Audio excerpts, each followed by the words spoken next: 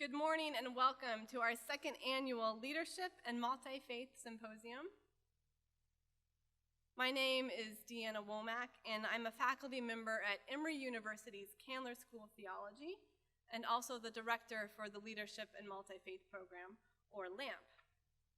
LAMP is a joint endeavor between Candler and the Ivan Allen College of Liberal Arts here at Georgia Tech.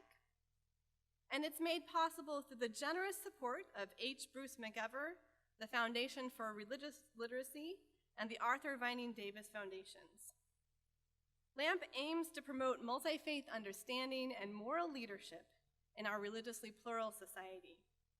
To that end, we have developed curricular programs on the Emory and Georgia Tech campuses, and a series of public symposiums that seek to bring together both campuses and the larger Atlanta community. Our first symposium in the spring of 2015 centered on compassion and leadership in a multi-faith world. Today's program on food, farming, and faith will explore the current practices and ethical challenges of food production and consumption from religious, scientific, historical, and public policy perspectives. We invite you to join this conversation during the question and answer sessions following each of the panels, and also by live tweeting during this event at #LAMP2016. I'm now delighted to introduce Mindy Goldstein, our facilitator and respondent for this morning's panel on local initiatives in food and farming. We've asked each one of the panel speakers to speak specifically about their farming practices at the local level and how they use them to build community. Mindy is a clinical professor of law, director of the Turner Environmental Law Clinic, and interim director of the Environmental and Natural Resources Law Program at Emory Law School. Her work focuses on sustainable energy and climate change, land use and conservation, sustainable agriculture and urban farming, protection of natural resources, and access to information. She has successfully litigated cases before the D.C. Circuit Court of Appeals and various district courts, and she has testified before several federal agencies. Mindy sits on the board of Wholesome Wave Georgia and Global Growers. She is the co-chair of the Georgia Public Interest Environmental Law Coalition and a member of the Institute for Georgia Environmental Leadership, class of 2015. Welcome, Mindy.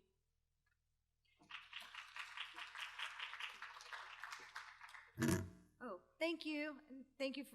It's such an honor to be here, and I'm really excited to introduce you to a series of our panelists here today who are going to talk to you a bit more about what they do and what they're interested in. After the panelists all have a chance to speak, we will then open it up for questions. So our first speaker is Nathan Stucky. Nathan is director of the Farminary project at Princeton Theological Seminary and an ordained minister in the Mennonite Church. Nathan grew up on a farm in Kansas where his love for the Christian faith and agriculture first took root. After earning a BA in music from Bethel College, Nathan spent 6 years doing ecumenical youth ministry on the eastern shore of Maryland and 2 years farming back in Kansas. Sorry. Yeah, my bad. Not the same place. Nathan earned a Master's of Divinity degree and a PhD from Princeton Theological Seminary. His most recent scholarship considers the integration of theological education and agrarianism, and he sees the Farminary as a locus for enacting that integration.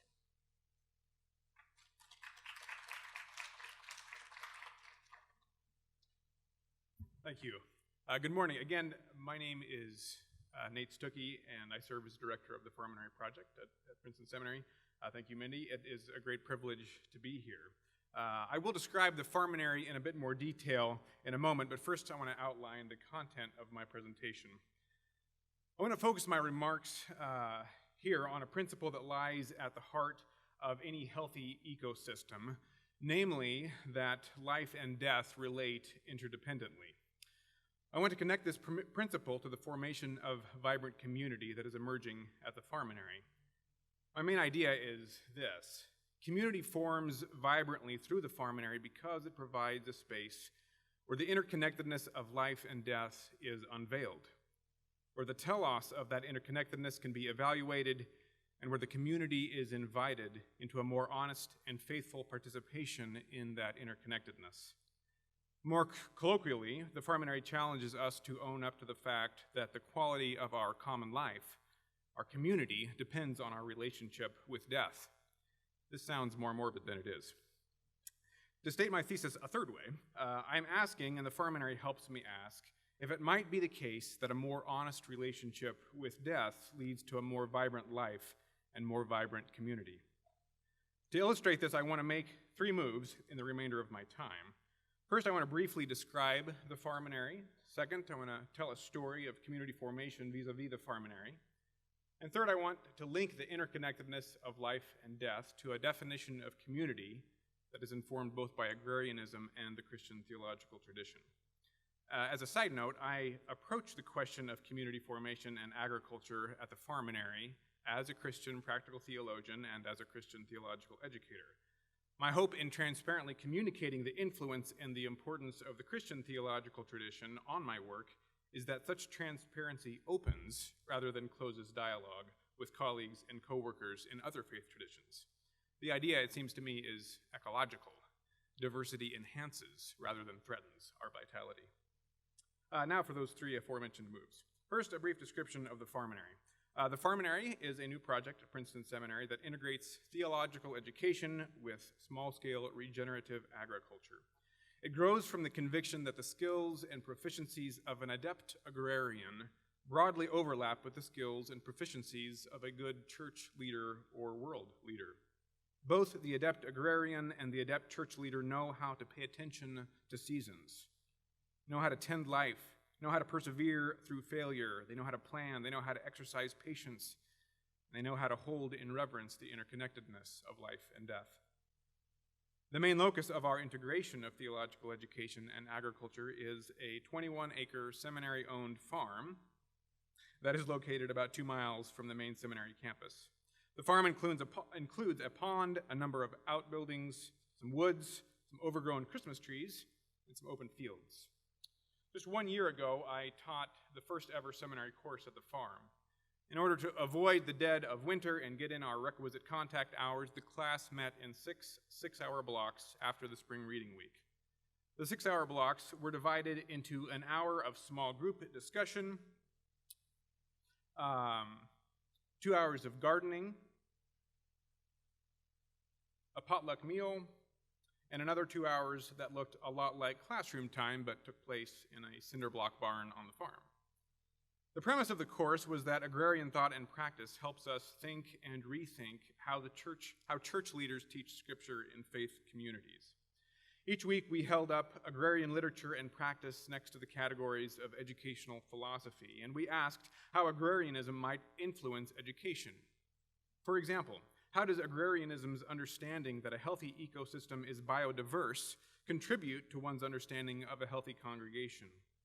Or how might Aldo Leopold's example of paying attention inform the care that one gives to parishioners? How might the practice of tending an onion or a tomato or a cucumber form proficiencies within our students, which are precisely the proficiencies that might also yield healthy faith communities? More to the point of this presentation, how might the interconnectedness of life and death on the farm reshape the way we think about the interconnectedness of life and death within a congregation or other faith community? The pedagogical power of the farm was that it gave us the space to embody the curriculum. We were not merely studying communities of faith and asking how agrarian thought and practice influenced education in those settings. We were a community of faith that was engaging agrarian thought and practice for the sake of a transformed learning community. The farm provided a lab for testing. Hey, if it's going to work out there, it has to first work in here. Part 2, story from the farm. We sensed the impact of the farm on our learning community almost immediately. At the close of our first session at the farm, with its garden time, meal time, and barn time, we engaged in a bit of meta-reflection to evaluate how the time had gone. One third-year student who was just a few short weeks from graduation raised his hand. He said, "I feel like I've gotten to know people better in the last 6 hours than I have over the previous 3 years." We saw a similar dynamic at play throughout the semester. Time in the garden and time at the table positively transformed the quality of our learning community. In many ways, this is not rocket science. The garden and the table opened space for community to grow. In the garden, students worked together toward a common mission, turning soil, spreading compost, building a deer fence, planting seeds, and all of this in a way that necessarily engaged their minds and their bodies. The potluck meal gave space for students to serve one another, show hospitality to each other. In both cases, the learning environment also allowed for simple community nurturing conversation. So, have you ever gardened before? Where did you grow up, and what are you doing after graduation? The simplicity of these questions should not distract us from the import of their contrast to what can be the status quo in education. Through these questions, students humanized each other. The fact that these questions emerged while students tended the land and shared a meal is not incidental. Agrarian and ecological literature points students to their common dependence on the land. Students read about this dependence and then they enacted it. They learned that apart from healthy soil, we have no healthy food. All that we eat comes from, depends on, and ultimately returns to the soil. Here, the interconnectedness of life and death faces us both explicitly and implicitly. Explicitly, we face a biological fact. Our lives depend on death.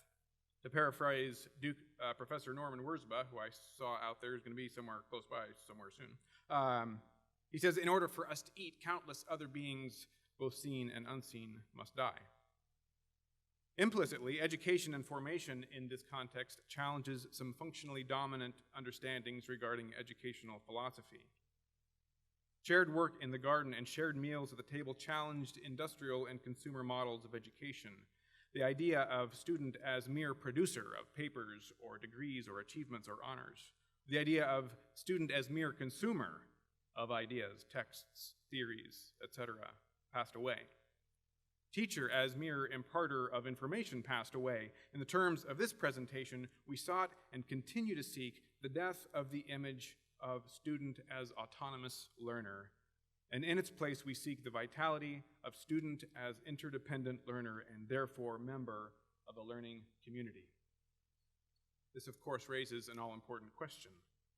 What do we mean when we say community? Here, in the case of the Farminary, the import of the Christian theological tradition comes to the fore. It seems to me that regenerative agriculture and the Christian theological tradition both point to an understanding of community that necessarily includes the interconnectedness of life and death. Both Christian theology and agrarianism insist that a healthy community necessarily makes space within itself for death, not for death's sake, but for the sake of the ongoing vitality of the community or ecosystem. The compost pile illustrates this well on the farm. The compost pile takes within itself that which is passing away, yet the very passing of the banana peel, eggshell, and coffee grinds holds within itself the promise of new life in next year's garden. Lent and Easter illustrate this within the Christian liturgical calendar. During Lent, Christians remember that they come from the fertile soil of the earth and that they will again return to that same soil. This remembering anticipates the passion and death of Jesus and also his resurrection. Here again, life and death interconnect. Resurrection presupposes death while insisting on life as the broader telos of the movement. This, I believe, is precisely the movement we are seeing at the Farminary. We are seeing with new eyes the interconnectedness of life and death. We are holding that interconnectedness in reverence, and in so doing, we are seeing new life, new community take shape. Thank you.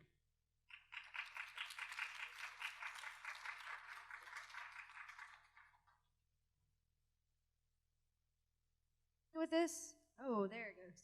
Cool. Thank you so much. That was really helpful. And I'd like to introduce next Amirah. I'm going to mess up your last name again. I'm going to try that. AbuLughod? Close. Amirah is an apprentice at Stony Point Center Farm, a small-scale farm in the Hudson River Valley of New York State. She has a degree in environmental geography from the University of Wisconsin-Milwaukee and is a certified master gardener. At Stony Point Center, Amirah is part of an intentional multi-faith community that focuses on earth care through the lens of the Abrahamic faith traditions. Her work includes the development of curriculum and educational experiences that connect the Islamic faith and earth care teachings. Muslim, a Jew, and a Christian walk into a greenhouse. Sounds like the beginning of a really bad joke, right? It's not, I promise. That just describes the beginning of my normal day of work. I'm a farm apprentice at Stony Point Center Farm, and I was asked here today to share with you all a little bit of what it is that I do.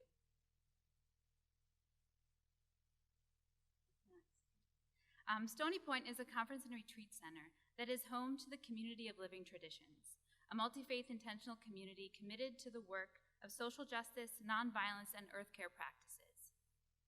The mission and work of the Community of Living Traditions is to practice radical hospitality, engage faith, and cultivate nonviolence and justice in the world through the lens of the Abrahamic faith traditions.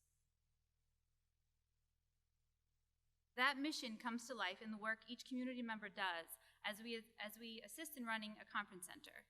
So working the front desk, social media and web design, working in the kitchen, transportation, and program development, to name just a few, alongside the work of engaging our own and each other's faith traditions through textual studies, creating space and intentionality for questions and dialogue, and the simple but powerful act of living and working together as Muslims, Jews, and Christians toward a common goal of being social activists and peacemakers in the world.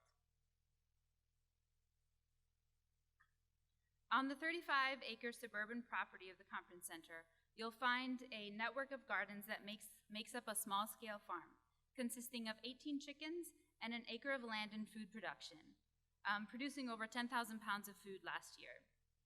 The food produced in the gardens is used to supplement the needs of the kitchens and feed the guests and community of people that live there. The resource of having a working farm with real live chickens, greenhouses, compost piles, maple syrup production, and fields of a large array of flowers, fruits, and vegetables allows for plenty of experiential learning. This farm fits into the vision of the conference center and the intentional community as a living, breathing teacher of sustainability, interconnectedness, and growth. And one of those experiential education programs is what brought me to Stony Point Center in the first place. Farm the Land, Grow the Spirit is a summer institute program that brings together young adults who are committed to their Jewish, Muslim, and Christian faith traditions. As participants, we would spend several weeks living in community, working the morning hours on the farm, getting hands-on experience with small-scale food production, regenerative and sustainable farming practices. The afternoon hours would be dedicated to multi-faith teaching sessions focused on peace, justice, nonviolence, and earth care, guided by faith leaders of those three traditions. And it was, to say the least, an enriching and beautifully challenging experience. It was a space in which I could finally weave together my love of gardening and working with the earth into my faith tradition in an intentional way. The farm was in its first season that year, and they were looking to start an apprenticeship program. And so I signed on for the farm's first formal apprenticeship program, and I have one full season under my belt as of 2 days from now. What's unique about Stony Point Center and the Community of Living Traditions is not that you have Muslims, Jews, and Christians living and working alongside each other. Rather, it's that you have Muslims, Jews, and Christians working and living alongside each other who want to actively engage in their own tradition and want to support each other in doing so. And a really meaningful example for me is the experience of fasting through the month of Ramadan while farming. So fasting for Muslims during this month, which fell from mid-June to mid-July last year, means no food or water between dawn and dusk. And at that time of year, the days of fasting range from 17 to 18 hours. And it's also one of the busier times of year on the farming calendar. So when planning our Summer Institute program, we scheduled farm work hours for the students in the late afternoon for shorter periods of time and gave them leeway to do what they felt was best as individuals. students shared that they appreciated the simple act of taking their practice into consideration when planning the experience. And another shared with me that being able to work with the earth and having the time to reflect while fasting made it one of her most engaged and spiritually enriching Ramadan she had ever experienced, even though she was working really hard. As the farm apprentice, I was given the space to do as much as I felt I could. And that space given to me opened up an experience of endurance, of patience, and reflection that I've never quite experienced before in all my 20 years of fasting. I was fully supported in the practice of my religious obligations, and I was empowered to push forward or take a step back whenever I needed to. So after working the cooler morning hours and situating our days so that we would be inside during the hottest hours, I would head back to my house as everyone gathered for lunch, and I'd do my afternoon prayers, cool off, maybe take a quick nap before the afternoon work would begin. And it soon became very apparent to me that I was lacking in more than just food and water at those lunch hours. What I was missing was the genuine community building that happens when gathering around food. I found myself bypassing an afternoon nap to just sit with my fellow community members. Food connects people. Gathering to eat together both physically and socially nourish those around the table. As someone who is intentionally removing myself from the normal rhythm of eating, I was able to see a web of connections that can be enhanced when people share in food. Whether you're growing it, eating it, or fasting from it, the community that can be created around food is important to our health and well-being. Another significant experience that speaks to the Muslim-Jewish-Christian dynamic is that of meat production. As an apprentice, I was given the opportunity to take part in harvesting chickens. Although nervous, I've never done this before, I was glad for the encouragement and the opportunity. I realized I knew very little about the experience of animal slaughter. And as a Muslim, I follow zabiha meat processing practices. So I realized, as the experience presented itself, that I would need to learn the fine details of zabiha slaughter. And so I did my research. The animal must be offered water. It must be as calm as possible, not in a state of fear. A simple prayer in recognition of God is said, and the slaughter must be done with an extremely sharp knife, and then the blood must be drained from the animal before the animal is processed. As I shared these details with our farmer to see if zabiha slaughter would be feasible, I found that the only major difference in how zabiha slaughter process took place were the words that were spoken. I came to understand that all of our traditions around animal slaughter, whether strictly written out, as in the Jewish and Muslim faiths, or practiced by ethically minded Christian farmers, point to the practice of small-scale meat production in order to keep in accordance with ethical and religious obligations. Despite my research, emotional and mental preparation for this, we didn't end up harvesting the chickens for many different reasons. But what I learned, though, that through that experience shed light on our responsibility as people of faith to examine our traditions as we endeavor to live more sustainable and conscious lives. We might just find answers we're looking for within our own religious teachings. And so next, one of our newest educational programs is our Food Justice Retreats. It's a program geared towards faith-based groups of children and young adults. The retreat offers an introduction to sustainable food production and issues around food justice through hands-on farm work, interactive learning activities, film screenings, and multi-faith earth care teachings. This summer, we had a Presbyterian youth group take part in one of our retreats, and I want to share with you just one last thing, to share with you one of the many moments that speak to the potential for community building in this multi-faith setting. So one of the projects we had for the students was to harvest bamboo. Before we began, I shared with them the reason we were harvesting it. The Jewish holiday of Sukkot was the following week. And every year, we help our Jewish community members build a sukkah, a temporary structure used in the celebration of Sukkot. It was during this activity that one of the leaders brought to our attention a unique dynamic occurring. A Muslim, myself, was leading a group of Christians in our task to harvest bamboo to help our Jewish brothers and sisters celebrate within their religious faith tradition. We've learned that simply creating the intentional and comfortable space for people of faith to interact with each other's traditions opens the door wide for genuine questioning, dialogue, and familiarity with what might seem like the unknown.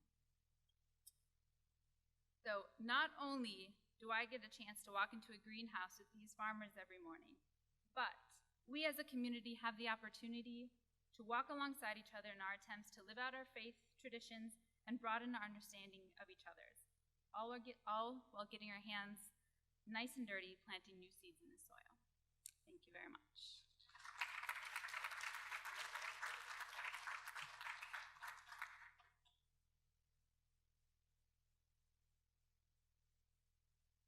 It was really, really remarkable, and it's wonderful to hear all the incredible work that's going on up there. Our next presenter is Jennifer Kraft Leavey. Jennifer is the Integrated Science Curriculum Coordinator for the Georgia Tech College of Sciences, where she has served as a faculty member in the School of Biology since 2005.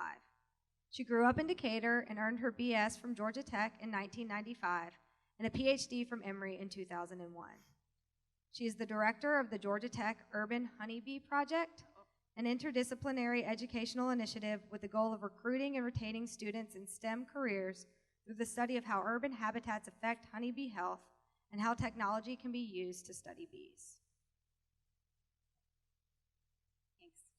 I'm having a little issue here. Let's see. Oh, there's the, oh, I see.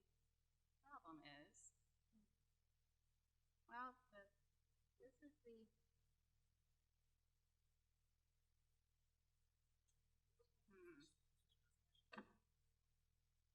that is my presentation.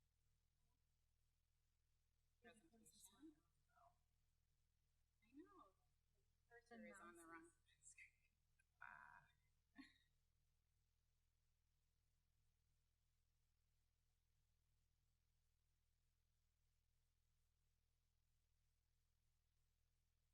So it's the mouse that.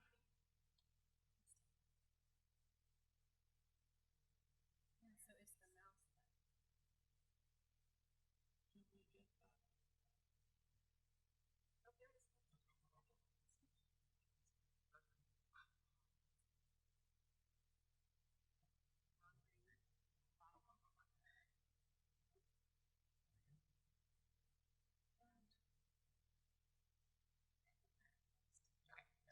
All right. Don't look at this. Close your eyes. Blah, blah. You're not seeing this. You're not seeing this. I don't know. Okay. All right. All right. Here we go. Thanks, everybody, and thanks to the organizers and Mindy for inviting me to be here. Today I'm going to tell you a little bit about the Georgia Tech Urban Honeybee Project. So I'm a biologist, so we're going to sort of switch gears a little bit. I'm going to talk about community mostly rather than faith, and I'm going to tell you how studying these social insects, these communities of insects, has inspired us to build community on campus here at Georgia Tech. So, all right, first I'm going to start with a little biology. So here's a honeybee. We all know the story of honeybees and their importance in food production, right? So honeybees basically serve as flying matchmakers for plants, right? Plants are firmly rooted in the ground.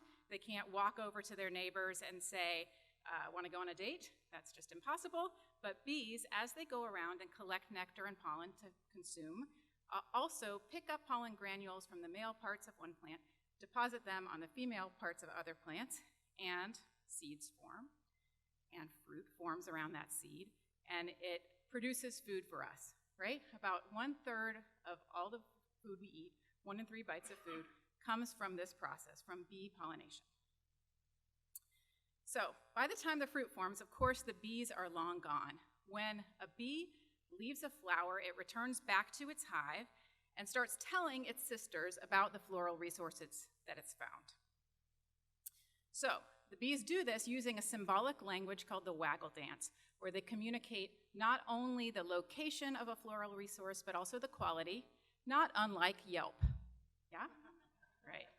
So here are bees communicating where this food is, and they do it in support of the colony as a whole.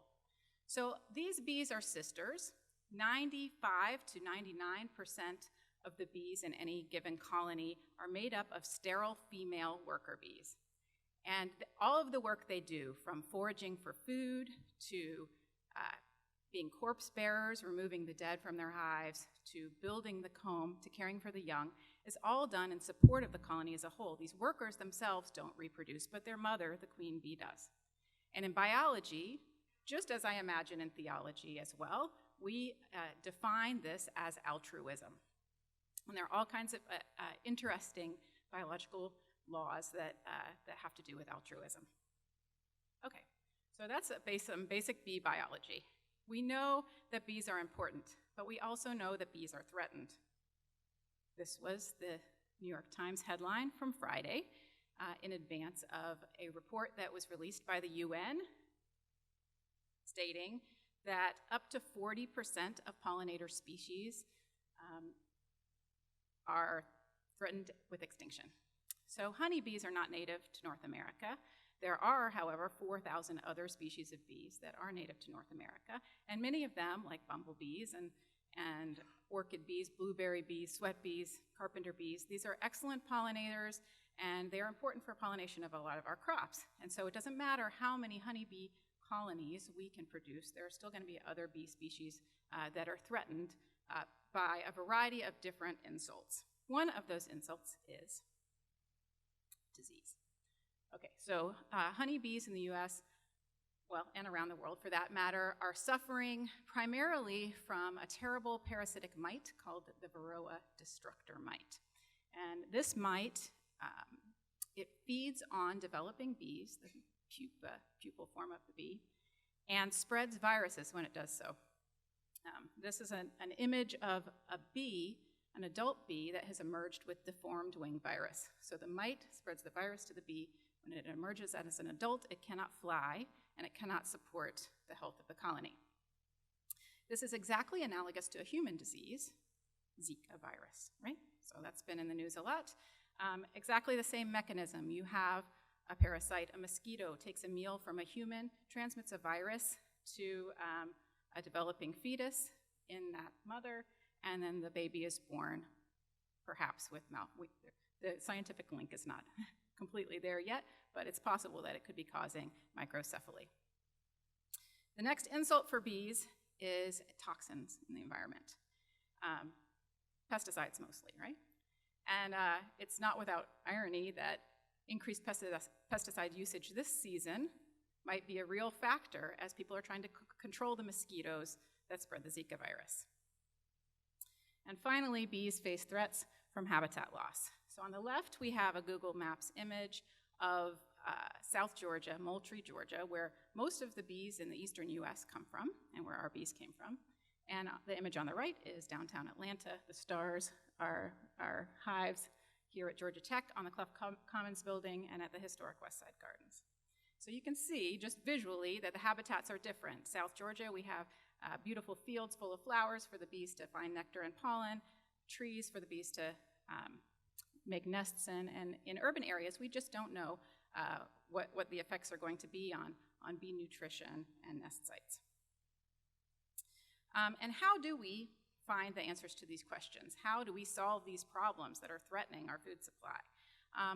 Oftentimes, we turn to scientists and engineers to help us with these problems. And hence, we have another problem.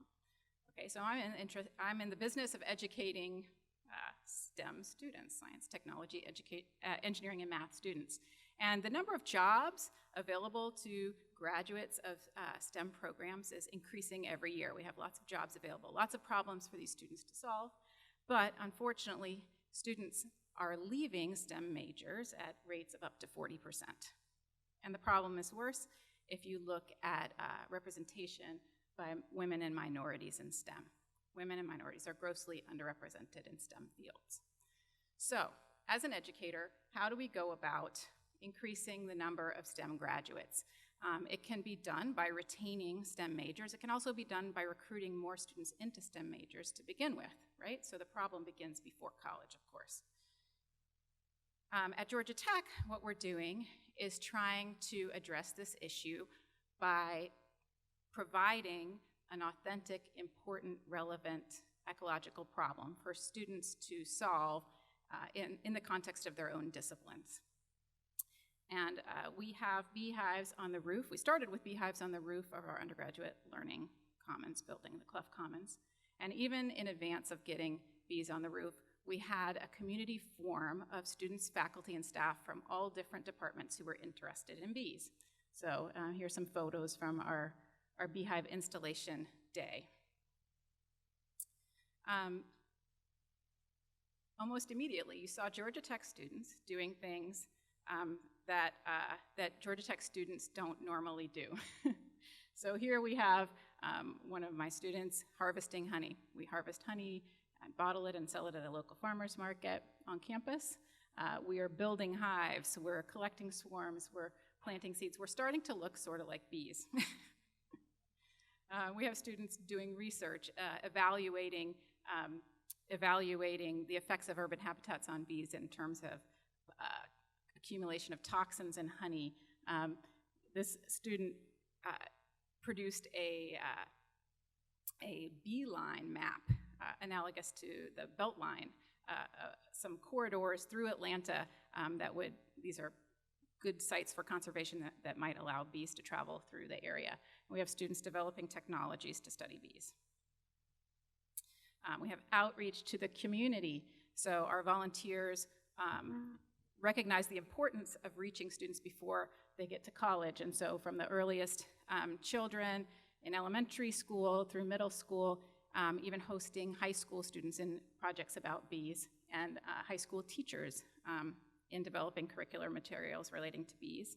And then finally, and most importantly, this has been the most rewarding and unexpected part of this project for me, is that we have neighbors nearby that have urban farms and community gardens that came to us and said, we need bees for a variety of different reasons. Each garden is different. Each garden has its own reasons for needing bees, be it for pollinating their crops, be it for providing educational and economic development opportunities for their residents. In the lower right-hand corner is the Urban Fresh Garden in the Bankhead neighborhood in West Atlanta. Upper right-hand corner is historic West Side Gardens. We had bees for a couple of seasons at the Welsh Street Park Community Garden in the Pittsburgh neighborhood near the Turner Field. And then we've been fostering the bees over the last season at Truly Living Well Wheat Street Garden as well, and that's in the upper left-hand corner. So that is pretty much it. We've looked at these social insects as inspiration for community, and I think there's a lot that we can learn from them. Thanks.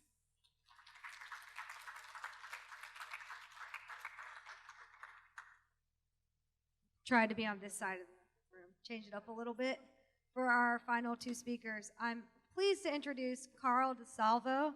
Carl is an associate professor in the digital media program in the School of Literature, Media, and Communication at the Georgia Tech, Georgia Institute of Technology. At Georgia Tech, you're at Georgia Tech, you should be able to do all the technology. At Georgia Tech, he directs the Public Design Workshop, which is a research studio that explores socially engaged design practices in civil media. This work includes the Growbot Garden Project and Food Data Hackathons in Atlanta, both of which employ communication and design technologies in support of local food issues and food systems. Carl's first book, Adversarial Design, is part of the Design Thinking, Design Theory series at MIT Press. Hi.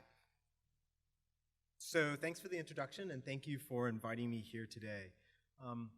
Building off of the last presentation, I'm also going to share with you some different perspectives based upon work that's happening here at Georgia Tech.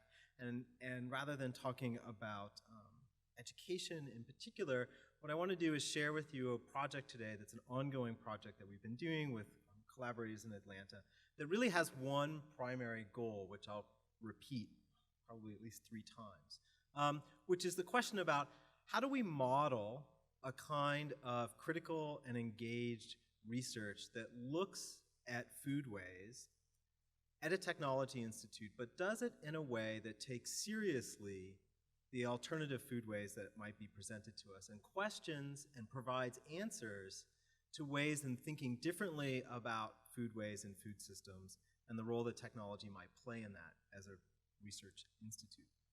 So my work, or the work I'm going to talk to you about today, has to do with foraging. So foraging is an odd thing to talk about in terms of agriculture. In a way, foraging is maybe the absence of agriculture. Foraging is the idea of collecting fruits and vegetables from places other than farms or orchards. So this might be collecting apples from apple trees in parks, or blueberries from bushes along the roadway, or figs from trees in people's front yards who no longer want them. And over the past 3 to 4 years, I've been working with Concrete Jungle, which is a local foraging organization in Atlanta, to ask a question about how might technologies and designs be brought to bear on the practices of foraging. So there's really 3 ways to think about foraging. The first is as an individual activity. So I go out and let's say I collect pears or apples or service berries and I consume them myself. A second way to think about foraging or to practice foraging is I go out and I collect something, often in small amounts, and I sell it to others. So people do this quite a bit, for example, with mushrooms or various kinds of citrus fruits, where you collect these and you can sell them at a higher cost because of the sort of cachet that comes around foraged goods, and often because there's something special about what's being foraged, whether it's mushrooms or dragon fruit, or whatever the case may be. So the third kind of foraging, the kind of foraging that Concrete Jungle engages in, is really foraging at a larger scale. And the question that they're asking is, how can they collect enough fruits and vegetables from places like parks that they can actually contribute to the food security and resiliency of the local community? So they collect thousands of pounds of fruits and vegetables every year, and they give them to food shelters, to churches, to other sorts of sites that are oftentimes getting the kinds of things that we donate, such as cans of Dinty Moore beef stew or boxes of rice-a-roni, and not getting apples or pears or berries or greens. So foraging is an interesting sort of activity to engage in as a kind of agricultural practice. It is a communal practice. It's a collaborative practice. It makes use of the abundance that is in our environment. We often find ourselves in these sorts of situations where on a Saturday or a Sunday, we're propped up on a ladder with people we don't know, reaching precariously, hoping not to fall over while we try to get some piece of fruit that we may not even know what it is, to give it away to others. So there's an aspect of foraging that's very romantic, right? In the sense we go out and we can collect this and give it away. The interesting thing is when you begin talking about foraging at scale, it becomes not a romantic problem, it becomes actually a fairly boring logistics problem. This is an image of 1/8 of the in-town neighborhoods, and these are all the trees and bushes that Concrete Jungle maintains. These are all the places that they forage from, or all the publicly accessible places that they forage from. And on here is every kind of berry and every kind of apple tree. And the challenge for them, if they want to actually keep this up as a practice, is how do we find the time to do all of this as a volunteer organization? Precisely because foraging is not like a farm, you can't just walk out and look at the fruits and vegetables and find out whether or not they're ripe. Going to these locations and trying to figure out when is it time to pick is sort of a challenge.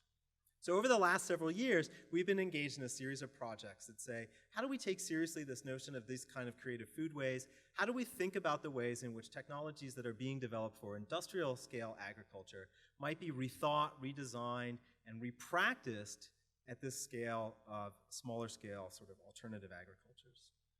And so we've done this as a series of funded and sponsored research projects by both corporations and by the National Science Foundation.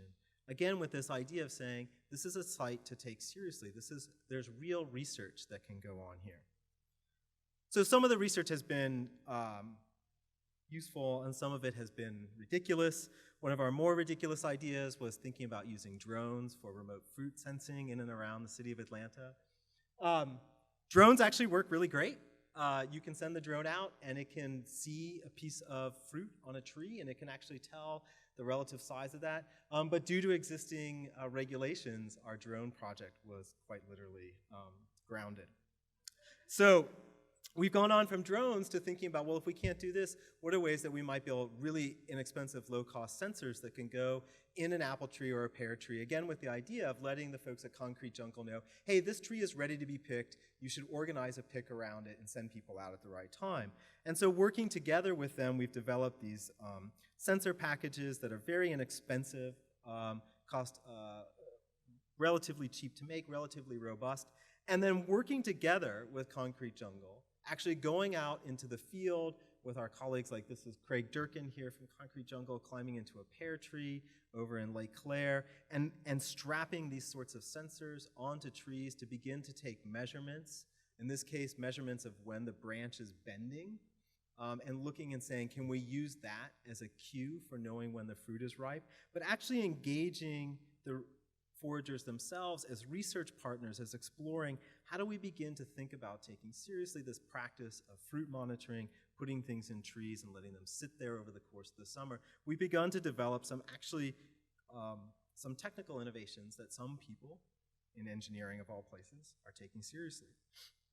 So in addition to thinking about drones and sensors, we've also thought about other technologies that are used in large-scale agriculture, such as maps and different ways of sort of mapping the environment, and even going so far as to build visualization tools and technologies that allow people to take pictures of the fruit, to monitor its growth over time, so that in addition to being able to know when to do these picks, Concrete Jungle is actually going to be able to develop a body of data about environmental conditions and compare those from year to year and offer those up to others. So all of these tools, we could talk about all of these tools, and if I was perhaps at another room at Georgia Tech, I might talk to you about the ways in which the sensor was designed or sort of the algorithms that we used for the vision on the drone. But I think what's important today is to think about what's really happening here is looking at research at places like Georgia Tech as an opportunity not just to continue on with the status quo in agriculture and food systems, but to ask questions about how we might use those skills and talents and commitments that we have here to fundamentally reimagine what it means to do ag tech development at an institution like Georgia Tech. To think about and take these sorts of contexts seriously, contexts where people are coming together to collect fruit from places in the environment, to collect fruit from their own communities, to give back to their communities, to collect fruit that actually builds community around it. What would it mean to model a research practice that met all of the demands of having a research practice at a place like Georgia Tech, with funding and publications, innovations? Whether or not we want to question that model, I think we can do that. Whether or not it's right to even think about introducing technologies into these contexts, we can ask those questions as well. But to consider these kinds of agricultural practices as ones that are worthy of attention, and even though the sorts of yields that an organization like Concrete Jungle produces, and I don't know if you can see this, but this is a by-year breakdown until 2013 of the places in which they're distributing their food, to take seriously this level of commitment to food and foodways and communities as being worthy of our attention as researchers at Georgia Tech, and to fundamentally ask the question, not just how can we improve agricultural yield, but to ask the question about how can we contribute to communities of care. These are the kinds of things that we're interested in doing in our research group as scholars here at Tech. Thanks.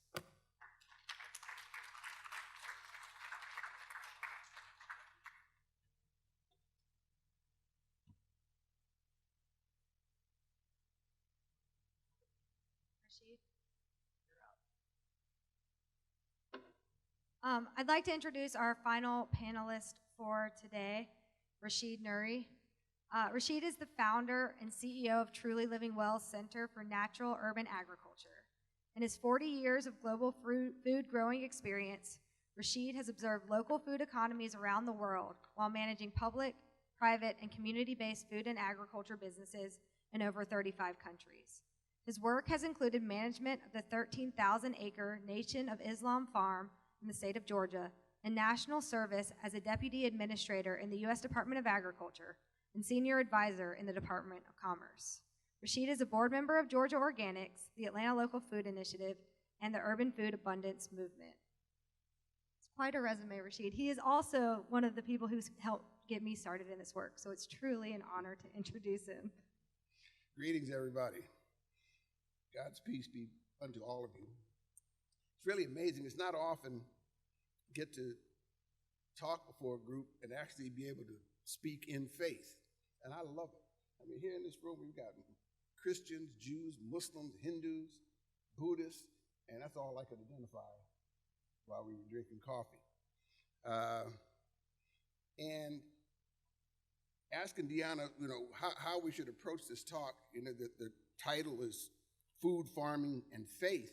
But she said you need to talk about community. And that made it all click for me because this is what this work is about, is building community. This is what my life has been, the work that I've been engaged in, is understanding what community is and how it's connected. And each of these august speakers that preceded me said things that helped me even better understand the connections between all this work that we do here in building this local food system in Atlanta. Mr. Stucky talked about death. And often if you ask somebody what's the opposite of death, they're going to say life. He connected life and death. And I say it's birth. We come into this life and we go out. So the question is, what you going to do in the middle? We've got such a short time in the context of the entire creation, our relationship to a tree or a rock. The amount of time that we have on this planet, in this plane, to do something is very, very small.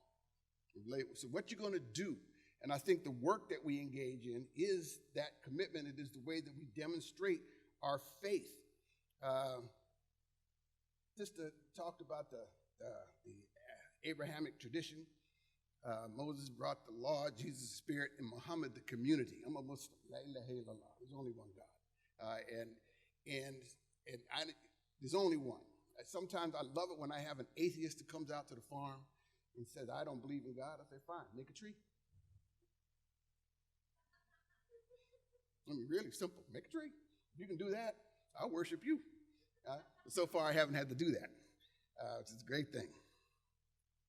The intimacy of the meal. She talked about how she came during Ramadan, and the time of the year to Ramadan is tough when you go 18 hours without food, water, and some of the other things that are prohibited during that month of Ramadan.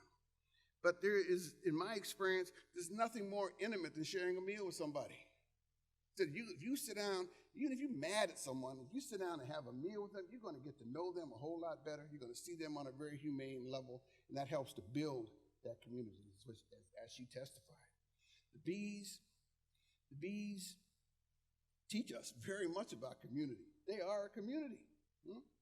They show us the importance of outreach and communicating with one another. And most important lesson I get from watching bees is the fact that it's amazing how much you can get done if you're not concerned with who gets the credit. Bees give up their lives for each other. And there's nobody standing around, see me. It doesn't happen in a beehive. They all work together, and we benefit because they produce the food. She proved to us that we wouldn't have the food production we have in this country without the bees. They give us the wonderful honey, which has so many attributes. I knew a man that slit his leg open in a training exercise. He used golden seed and honey and put it on there and healed himself. It's antiseptic. It's a wonderful thing. Foraging demonstrates the efficacy of urban ag. It shows you can grow food anywhere. And we have a very unique opportunity here in Atlanta with all this open land. Atlanta's the greenest city in America by virtue of trees and open space. Take 1 million acres of free land, take about 25,000 to produce all the fruits and vegetables. So it is agriculture that foraging shows. We saw on the map all those places. So for me, I got into this work many, many years ago. It came out of faith. God spoke to me and said, learn everything you can about food from the seed to the table. Being a child of the 60s, we were talking about nation building. If you're going to build a nation, you got to feed, clothe, and shelter your people. Really that simple. You got to feed, clothe. I can't be a husband or a father if I can't feed, clothe, and shelter my family. The community, food, faith, food, farming, let me get it right. Food, farming, and faith. This is how I got into this work. God said, learn everything about food from the seed to the table and do it experientially. So my first work out of university was putting in organic gardens out in Southern California back in the early 70s. And I always say, hey, people think I'm crazy now. You can imagine what they thought back then. We were just not done. That's when you would go into an organic food store and all the food would be ugly, had holes in it. I mean, just nasty stuff. And we were so proud to be able to go ahead and get something to eat because it was organic. But now we have a higher standard. We have a higher standard. The organic, natural methods that we utilize give us higher standards than you can find in any commercial farm anywhere. And as Mindy said, I've had the chance to travel the world and see how local food systems are conducted and created. And I brought that knowledge back to the work that we do with Truly Living Well. So and how we work community, most people think of Truly Live Well, they think of us as a garden in the city. Yeah, we are. We got four sites around town where we grow food. But the truth of the matter is we are really a training and educational institute. And we use food as the plate on which we serve our educational programs. I got our program services directors here, Kaya Dean, who's doing a wonderful job. Here's the beauty of community. She came to us as a VISTA volunteer, okay, working for the peanuts that they get, and has worked her way up. We got several people that work with us here. So Maya has helped put together our herbs garden, herb and flowers that we sell. So we use the food production as the plate on which we serve our programs.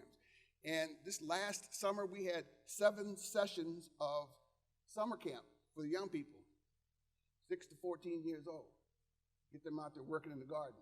You get a child out there who doesn't know anything about food, and they grow something, taste it, they're going to bring their mom and daddy out there and say, come, let you taste this food. I want some of that.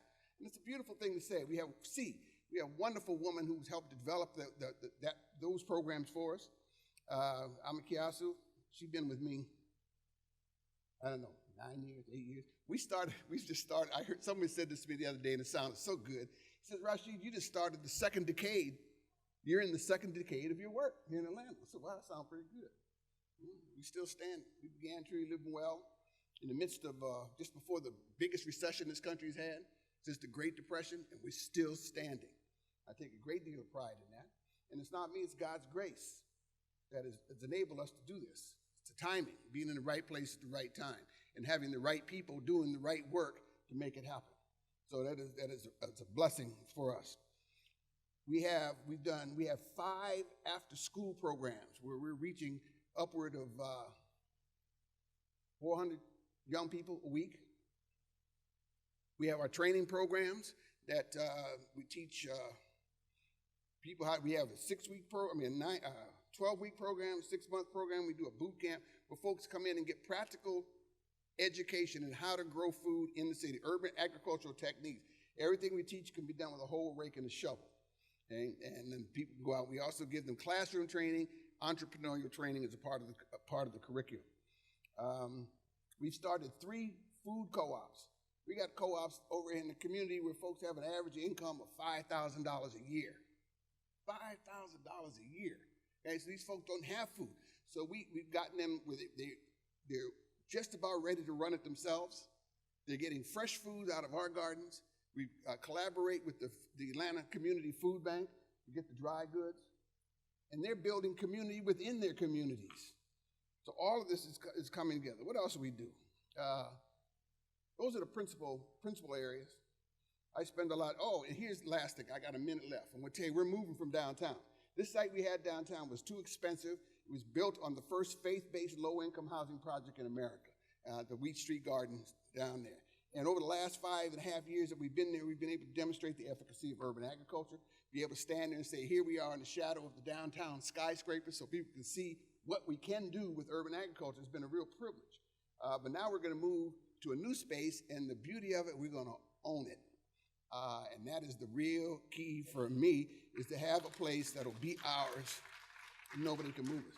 And we're also moving into the west side, the West End, which is very much up and coming, and we hope to be part of that community, anchoring that community around food. Because you can't, if I control your food, I control you. So we help people develop food sovereignty, food self-sufficiency, food in that neighborhood by God's grace. Thank you.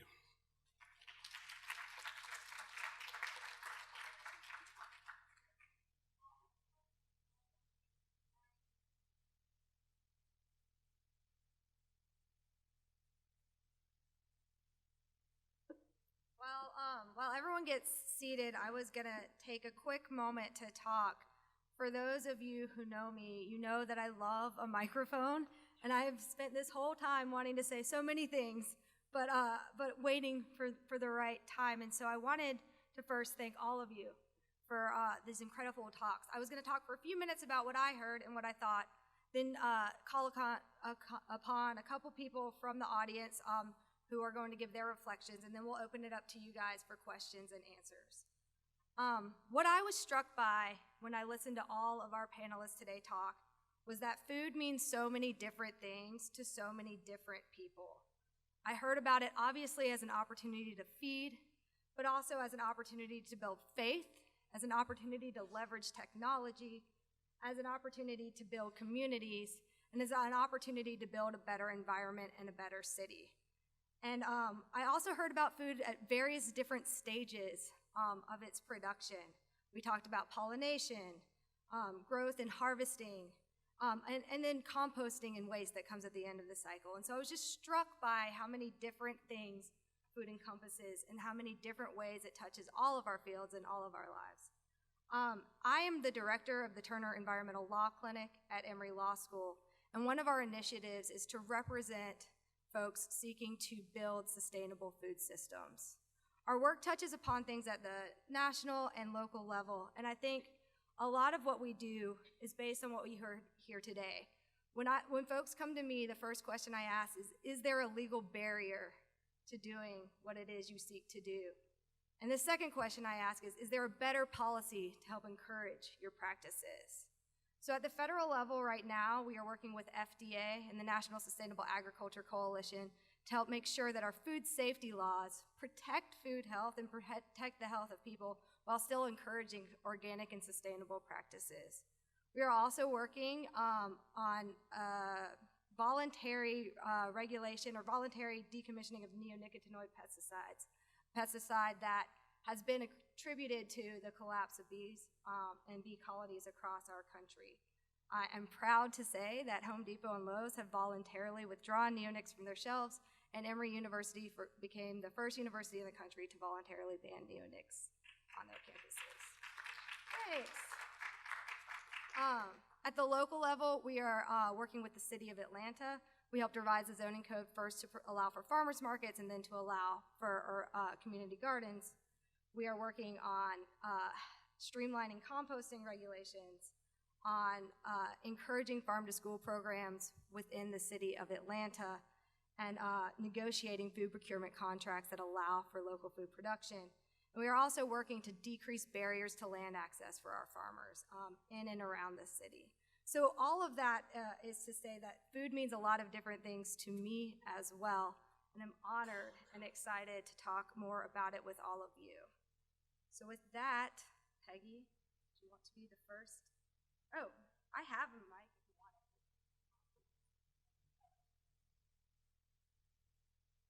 Thanks. I appreciate a chance to pose a question to you all, and let me start by thanking you so much for your comments about, to start with, the proficiencies of an adept agrarian, Nathan. Thank you for starting that, because it really resonates for me as an anthropologist. I'm Peggy Barlett, professor of anthropology, and I've done research both in Latin America and in the U.S. with farmers. And the skills and proficiencies connect for me with ideology, attitudes and values. It connects with a certain kind of economic frugality, and it also connects with practices of knowing what to do year after year when the weather's different all the time. And I really appreciated also the way each of the 5 panelists helped us see new dimensions of reweaving community. And I'm thinking about all this in the context of the fact that 100 years ago in Georgia, the vast majority of people would have been farmers. And all of this would have been second nature in every family. And yet we've become very distanced from that agrarian past. And so we're in a challenge right now of, with our religious and educational institutions, reweaving that community around those agrarian skills and habits and values. So I appreciated so much the way in which Amirah helped us see the reweaving across religious lines. And Jennifer helping us see the reweaving across the lines of the human and more than human world. And the reweaving that Carl has done with rethinking technology. And then, of course, the reweaving across class and race that we see both with foraging and with the wonderful work of Truly Living Well. I'm going to go to one of the things that's really dear to my heart with my question about economics, because farmers are different from people like me who get a salary, whether I do it well or I do it badly, whether the sun shines or it doesn't shine, whether rain comes or not. There's that, and it's a salary that comes on a regular basis, and a farmer, if lucky, gets the payment once a year in many kinds of production. And so farming communities develop knowledge of frugality and planning. And as a society, we've moved away from that tremendously. And I think many religious communities affirm that. The importance of this economic frugality, long-term planning, savings, deferring gratification so that you can make an investment. And that's connected to a real respect for the manual labor of farming, which I honestly am astonished at the way in higher education and through all these nonprofits we've seen a revival of respect for farming as an occupation and a desirable activity in a way that if you had told me 25 years ago this was going to happen, I would have said no way. But I'm also acutely aware that we are not all on this page, that while there's a wonderful avant-garde of people who love working in the soil, there's a whole lot of people who still don't respect that occupation. So here are my questions for you. First of all, you are in the process of rebuilding a new narrative of what is a good life. How do we, as faith communities and educational institutions, nonprofit organizations, how can we support that new narrative more effectively? How can we support those more frugal economic practices more effectively?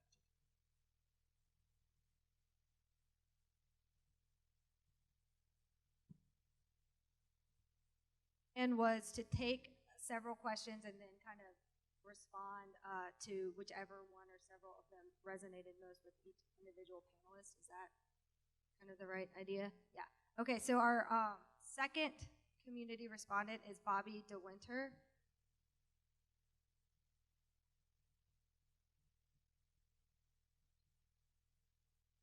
Hi, my name is Bobby DeWinter. I'm sorry I'm losing my voice, but I'm with Food Well Alliance here in Atlanta.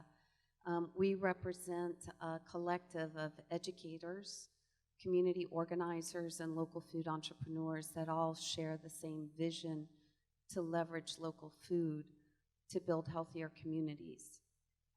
Together, we believe we're a part of what we call the local food movement. And underneath us is basically the local food system that we're trying to build for better local economic development opportunities, to build community vitality, to be greater stewards of the environment, and to build greater access to health and nutrition. All of your work speaks to so much of that, but I was wondering, as you're doing such great work in your education and building community, do you perceive your role as a role to help to strengthen the local food system, whether it's in the Hudson Valley or in Atlanta or in your respective city? And do you see that as a role of the institutions that you represent? Thank you. Final community member is Rebecca Watts Hull.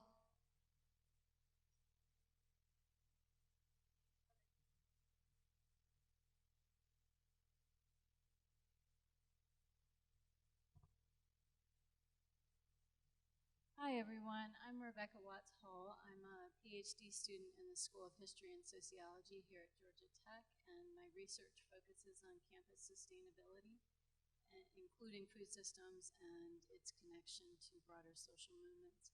I want to thank the panelists as well. And my question relates to actually some of Mindy's comments. I'd like to know how you see your work connecting or not connecting to broader policy and regulatory issues. So all of the projects that you described are really wonderful place-based and community-based opportunities for experiential learning, and in some ways they offer an alternative to the dominant agri-food system and the way in which we produce most of the food in this country. In that very place-based setting, do you see an educational role or an engagement role in some of the regulatory issues, the policy issues? So, for example, at Princeton Seminary, would you want to connect beyond the Farminary to some broader creation care issues that the denomination might be involved in? With respect to the Honeybee issue, you mentioned some of the policy and regulatory issues that are. Do you see it as appropriate or useful to bring in some of those broader issues to the very local and place-based experiential opportunities that you all are doing such a great job? Thank you. All three of those folks. I'm going to attempt to reframe or summarize your questions, but if I mess up, just raise your hand and I'll give you the mic and you can fix what I'm saying, and we'll let our panelists address any or all of them, and then we'll open it back up to you. But what I heard from all three of these folks is kind of, how does your work translate to me and my community? What does your, I think that Bobby's question was, how does this work in building a sustainable food system for folks? I think Rebecca's question was, how does this kind of play into broader policy implications that may affect the rest of us? And I think Peggy's question had to do with, how does this fit within the context of our new way of life? And what does your work mean for all of that? So with that, anyone can jump in and answer. Testing. Hello. I'd like to tackle that last one, because we have so many people in this room who are engaged in the policy aspects of this thing. Mindy Goldstein helped write the Urban Ag Law. Prior to us getting that initiated, 3 years ago, it was technically illegal to grow food in Atlanta. If you had a garden next door and I didn't like what you were growing, or I thought it smelled funny, I could call the housing people and say, cite her. Right? But now we have the most progressive urban ag ordinance in the country here. We still got problems. We're at Mario now. We have we're Mario. Yeah, he catches hell everywhere he goes. Mario is the director, urban ag director for the city, and out of the Office of Sustainability for the city of Atlanta. That's powerful. If you start and think about where we were, I mean, so he's new. How many days you got now? 90 days. He goes around just trying to learn the community, who's doing what, and everybody beats him up. How come y'all not doing this and not doing that? Okay? This lady here, Peggy Barlett, is very special. I've been working with her since almost day one I got here. She helped found the Atlanta Local Food Initiative. We created a manifesto 10 years ago that's still standing, all right, and listing what the problems were, the different areas that are involved. Bobby DeWinter, the Food Well Alliance, man, their whole purpose is to finance and fund urban agriculture. Who would have thunk it a few years ago? So, yes, our work is integrally involved with policy. And I think as we forge ahead, you will see that the language around the local food system will start including water, housing. It already does jobs, economic development, community development. These are all the issues that relate to the work of urban agriculture and the ancillary projects that each of us is engaged in. So you can't separate the two, and I think it's a mistake if you try to do that. And however, there are a lot of policymakers and folks with money who do see it as separate. And I think it's our job is to help bring about that integration so there's some clarity. And clarity is a wonderful thing.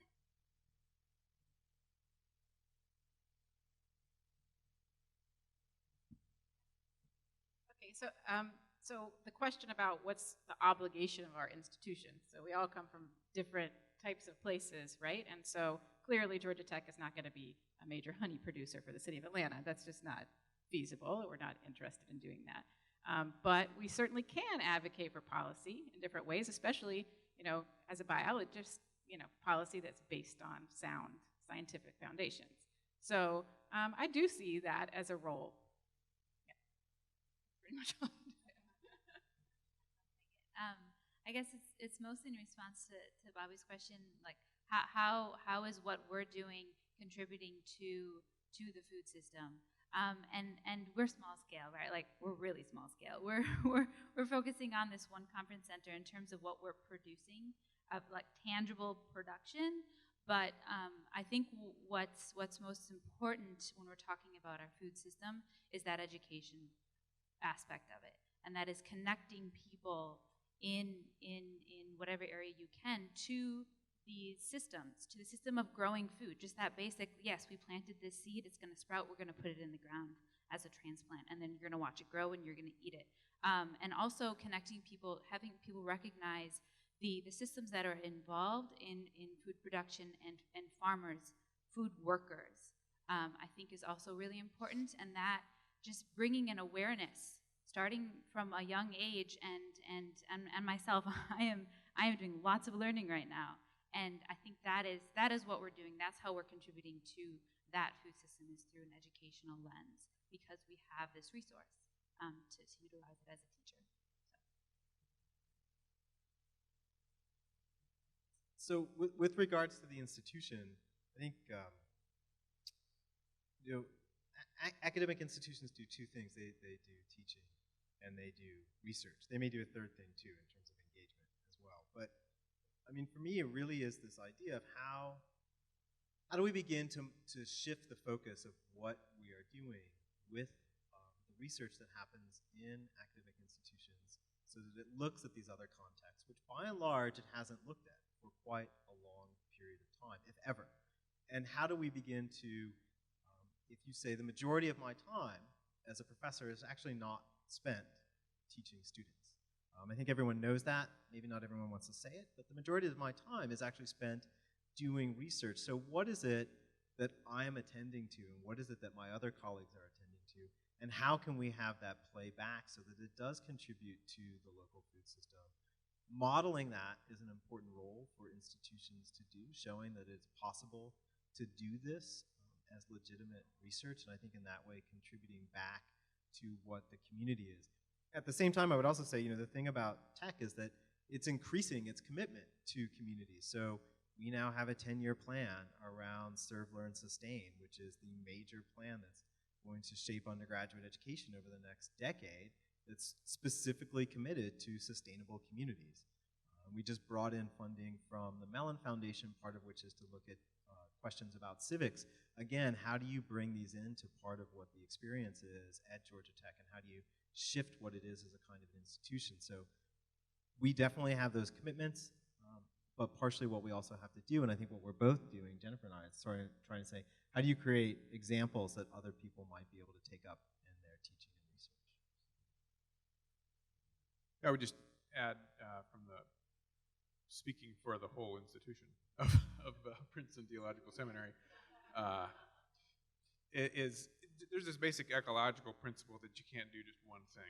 Like it all interconnects somehow, and it's one of the threads that I think runs through all of our stories is that when you start messing around in food, you don't have to pull the thread very far before it reaches out into all the other different areas. And so, with what we're doing, we have this 21-acre farm. It's zoned agricultural. So when we first went to the local township board and said we want to do this sort of educational thing there, they said, well, you can't because it's not zoned educational. And it's like, okay, so we can farm but don't learn anything. Anyway, so it's just, but it is like, so the policy end of things, it gets to the neighborly end of things, and what does it mean for an institution to be a good neighbor within its community, and to meet and part of the reason the Farminary exists in the first place is because it wasn't just the idea for the Farminary, but there were also students who were saying, hey, the way we do food in the cafeteria is a problem. And we're not supplying food yet to our cafeteria, but there's an idea about what would that look like. So it is all very much interconnected. It's about trying to be careful about what narrative are we telling, what is the story that we're telling, and what sort of community does that reflect, and then just trying to sort of steward all the connections that emerge in the midst of all that. Thank you all. And so we will now open it up to folks if y'all have any questions for any of our particular panelists. If you raise your hand, then maybe someone can come by with a microphone and make it happen. Hello, my name is Kaya Dean, and I'm here with True to Living Well. And I'd like to thank everyone that's here on the panel, and actually to everyone that took the time to attend today. I actually want to address the question to Mindy, but I do appreciate, Jennifer, you bringing up the aspect of the deterioration of the pipeline of individuals that are going into the urban agriculture profession or just agriculture profession.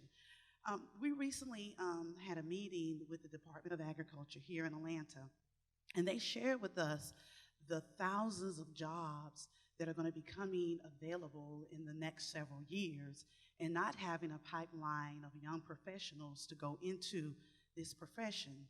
And what I want to ask you and those of the panel is, have you guys considered coming together to support a policy-driven initiative that can speak to the national level of how we can create some incentives for all of our youth to go into the urban ag or agriculture profession, especially in reference to, we have Teach for America, having some programs that are possibly surrounding addressing these available professions that are coming up. Because all of the work that we're doing here today, we're going to need the youth to come in and fill that. So I couldn't agree more. Our farming population is aging, and it's aging quite rapidly, and there is a lack of young folks who are coming, who are starting to do farming. And that, to me, is unsurprising. Our system is set up in a way that farming is an incredibly difficult profession to have. It is incredibly difficult to make a living, even when everything is perfect. But our barriers to land access for new farmers to be able to get land, to afford land, to then be able to grow and make a living is really a problem. So yes, the short answer is I have thought a lot about it. Right now, our government is thinking about it as well. There are USDA grants, FDA grants, and a provision in the Farm Bill, all encouraging young farmers. I don't think that is enough, but I do think it is a step in the right direction to get the conversation started.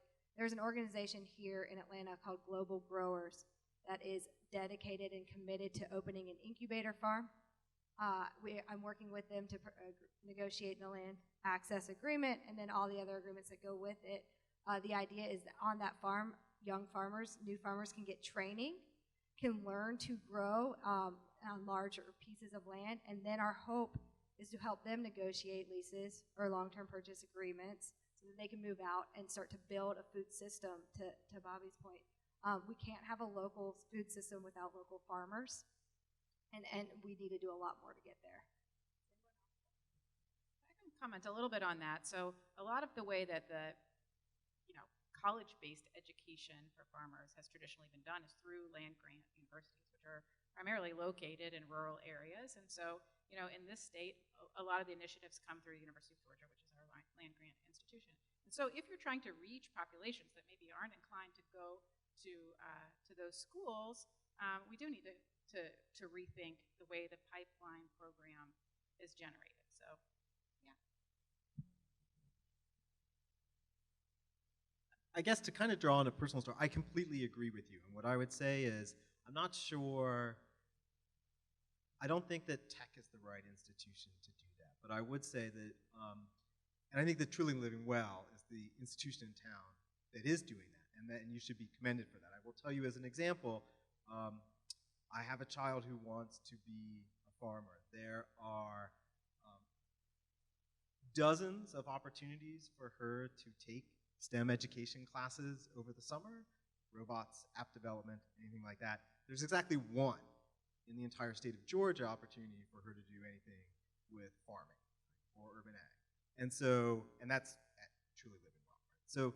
So thinking about what are those institutions and how do we begin to, at the same time, meet the needs of STEM majors, but also recognize that we are going to need other kinds of educational experiences, and how do we support that as a community, and how do we make that available to young people is really important, but it's going to take all of us standing up and saying, yeah, we need that in addition to these other things. And it's going to be an unpopular discourse because it fights against the idea that you should be doing summer camp and you should be doing college to get these degrees. It's going to help you have a high-paying job and so on and so forth, because that's not what we're promising them if we teach them how to be farmers or growers or otherwise involved in local food systems. So I would agree with you, and I would say firsthand knowledge, yeah, those opportunities don't exist.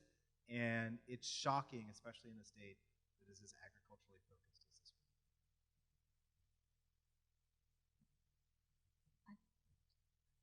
It's a great panel. My name is Anita Sharp, and I'm a journalist, and I have a question specifically for Rashid, and that is, given all of your experience in local farming, local food, and also the 10 years that you spent with Cargill, could you talk about sort of the relationship or the tension, or I'm not sure what the right word is, between giant agricultural companies and the increasing move for local food, local, small, independent farms?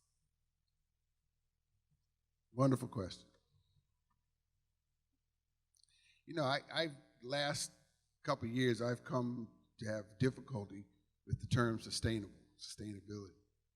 If you go to Monsanto's website, they will tell you they are sustainable. And the truth of the matter is they are one of the most sustainable companies in the history of the world, because they got farmers coming back year after year to buy all those GMO, hybrid, all of the chemicals that they produce, the pesticides, the herbicides, and they're making big bucks. All right, so what do we mean by sustainable? And when I was a younger man, I would have been out there in the street corner holding up signs, protesting. Companies like Monsanto. I will have to admit, actually, it was 12 years with Cargill. I went to Cargill because I wanted to see how food is moved around the world, and they do that better than everybody else. But I had to suspend some of my judgments and knowledge. To give you one specific, I ran that soybean processing plant up in Gainesville. I don't know if y'all have seen it. Huge. At that time, we were crushing 1,500 tons of soybeans a day to make soybean meal. And I don't know if you know that all of most of the vegetable oil that you eat is extracted by hexane. Hexane is the same chemical to use to get the grease out of your sweaters when you put them into the cleaners. You know, then they send it to the deodorizer, so you can't smell it before it goes into the Crisco bottle that you buy in the store. What is the connection? As I said, years ago, I probably would have been holding up signs protesting, but now I've decided that the most appropriate thing to do at this stage in my life, and I am a seasoned citizen, is to work to create and build the world that I want to see for my grandchildren.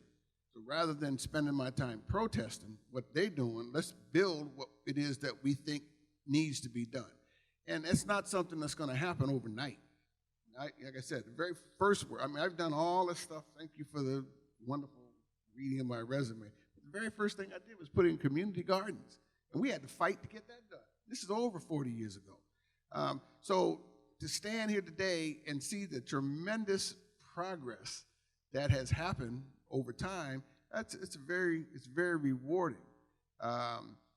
Those giant institutions that we have to, you got Bill Gates paying for the seed to go into the storage in Norway. That's rough, saying they use it in case there's a catastrophe. That's controlling the seed for the future. We don't even grow seeds now that will regenerate. The whole concept of tithing in many religious organizations comes from saving. You plant a seed, it grows, and you save a tenth of it, put it away for next year. Farmers don't do that anymore. We're dependent upon the Cargills and the Monsantos to provide that for us, and that's a very dangerous thing. So your question is, how do you juxtapose? It is a juxtaposition, but we had a discussion at the Food Well Alliance meeting the other day. I've been looking for a word and I got it now. We call this the local food movement, but I think we're beyond being a movement. Movement is something that's just getting started. Okay, we need to talk about what we are doing, and we are building a local food system. That is happening. It's not something, it's not a pipe dream. It's not an academic, theoretical treatise, posture, posit, proffer, use a legal term. We're doing this work. Okay? And everybody up here is involved in it. So many of you out there in the audience.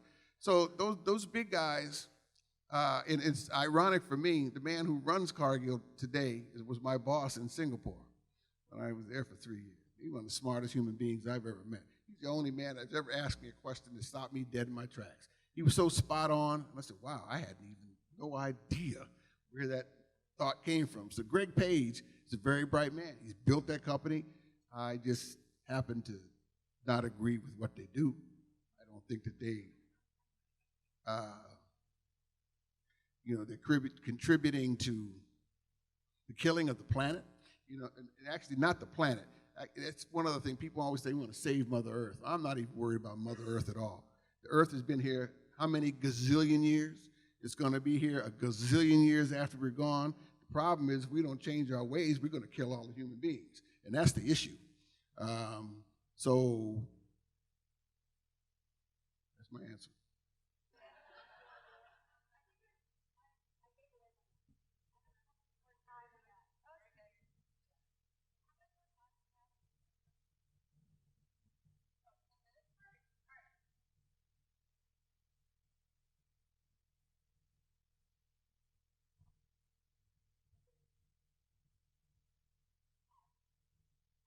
Aidman, and I'm with Emory's Urban Health Initiative.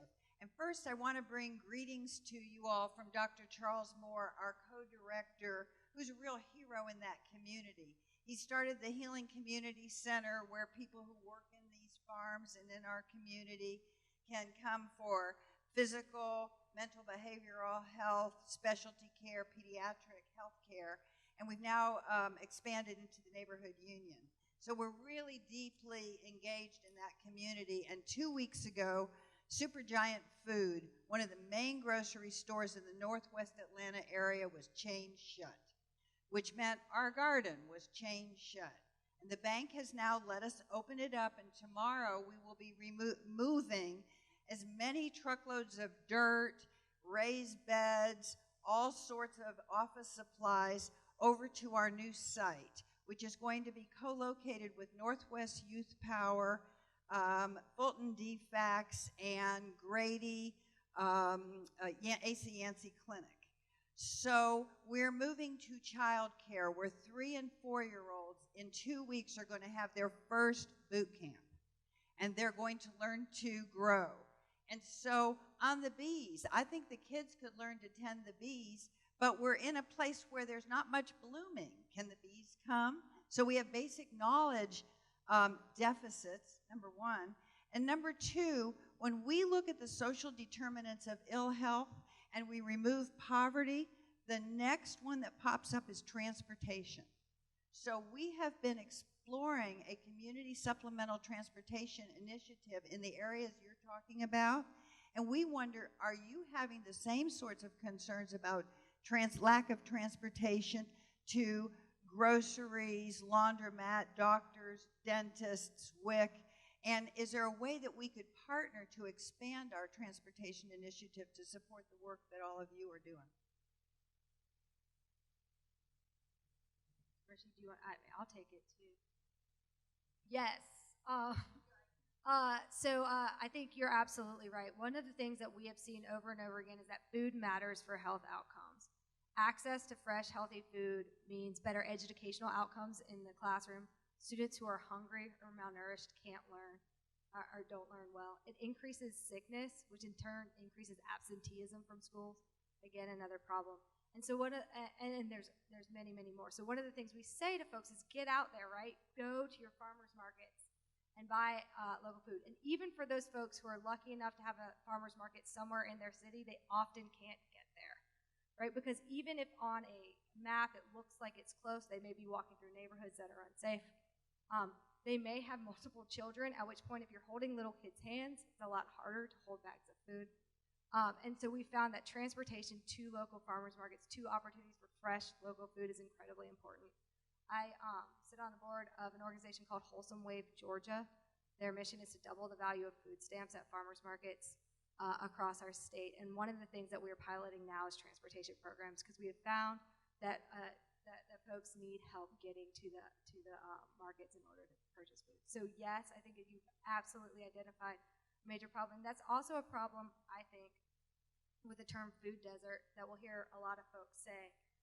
Food desert is oftentimes based on an arbitrary distance as the crow flies, right? So they'll say if you're located here and if you look on a map, maybe within 1 mile or 2 miles, there's no grocery store, you're in a food desert. And what folks don't take into account is those 1 to 2 miles matter, right? In some places, a walk of 1 mile is actually not that big of a deal. And in other places, a walk of 2 blocks can be really dangerous. And so we really, one of the things that I always say is all food is local. And it's really hard when you're trying to figure out a kind of generic determination or trying to look at a problem nationwide, because in every community and in every small neighborhood, there's different factors at play. If I can add to that, you hit on 2 things, Caroline. Thank you very much. First of all, we need to begin with the children. So the fact that you're moving the garden where the children are, I think, is a crucial, significant move. It's a great thing. This transportation issue, and Mindy's heard me say this many times, I do not like that term food desert, because so often it puts a color on it. You know, you're thinking of poor people of color living in a neighborhood and all they can get is an apple or a banana at a gas station. In the fact, 2 things. The folk that live on the north side have to go just as far to get to a grocery store as the folk on the south side.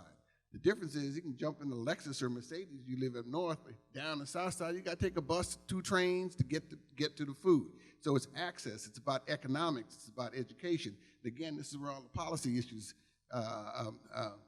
come involved. And it used to be we live within walking distance of where our food is consumed. And now that we become an urban society, urban agriculture becomes more important. The breadbasket, no, that's the wrong term.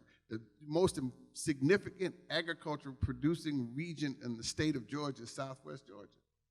And here's the joke. The worst health statistics in the state are in Southwest Georgia. The people who should be eating well, having good quality food, they got to jump in their pickup trucks and go for miles to get to the local Piggly Wiggly or IGA. And if any of y'all have ever been in a Piggly Wiggly or IGA, you're probably going to turn around and come back out real quick, all right? Because they don't have anything worth eating.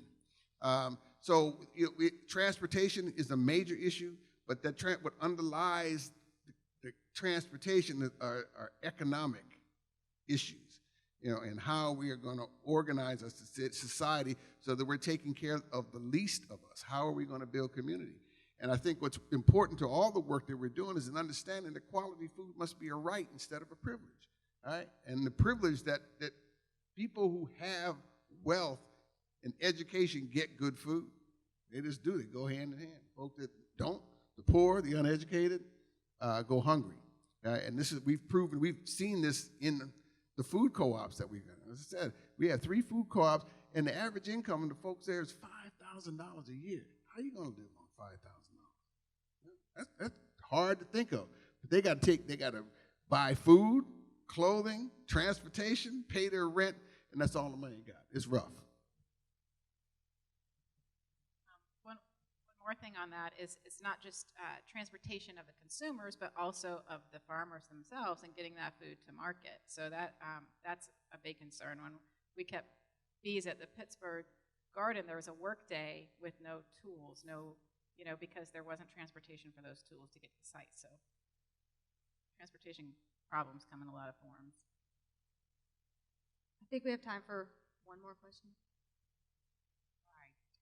My name is Haleen Green, and I'm the garden queen in the West Side. Rashid is coming as the garden king, and king and queen goes together, so I'm hoping that we can work together to make this thing work for the West Side.